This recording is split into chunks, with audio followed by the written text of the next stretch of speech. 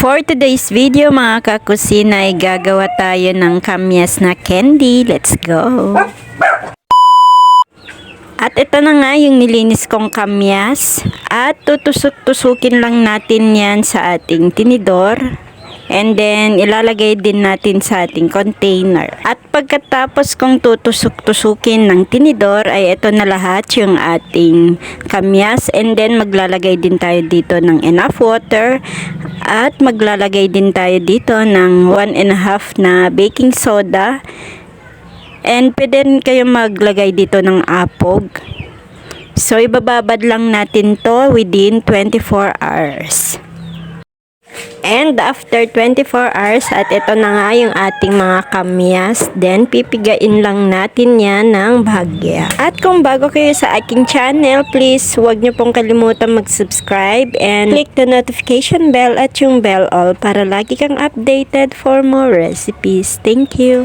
At ito na nga yung mga hinanda ko kanina, yung piniga ko. And then, ang next na gagawin ay isasalang muna natin yung ating kawali. And then, maglalagay tayo dito ng white sugar. At ito nga nabili kong white sugar ay 1/4 kilo lang po na nabili ko sa aming tindahan dyan sa aming kapitbahay. At nagtira din ako ng konting white sugar pambalot natin mamaya. And then, naglagay rin ako dito ng 1/4 cup ng ating tubig para tunawin yung ating white sugar. At maglalagay rin tayo dito ng 1 teaspoon ng ating asin. At syempre, hintayin lang natin matunaw yan bago natin nilagay yung ating kamyas. At once na natunaw na yan mga kakusina, ilagay na nga rin natin yung ating kamyas. At hintayin lamang na caramelize itong ating gagawin na candy kamyas bago natin hanguin.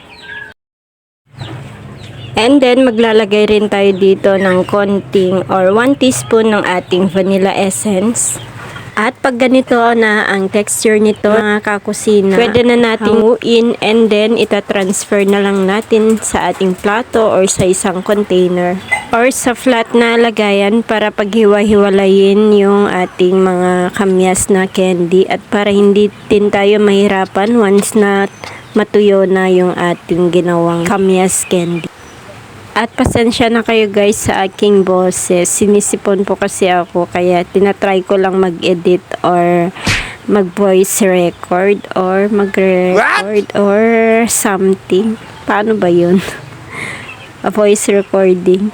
Ano ba yun? Mag-voice over pala. And then, ito na nga yung mga finished product. So, ayan. Ididip lang natin sa ating white sugar. And then, pwede nyo tong balutan ng foil or yung pang yema wrapper. Kasi ito pang sarili lang namin at pwede rin yung at pwede din na pang negosyo. So, try na natin. Matamis na siya guys. Wala na yung kanyang asim. Kasi nga pinakuluan natin sa ating asukal.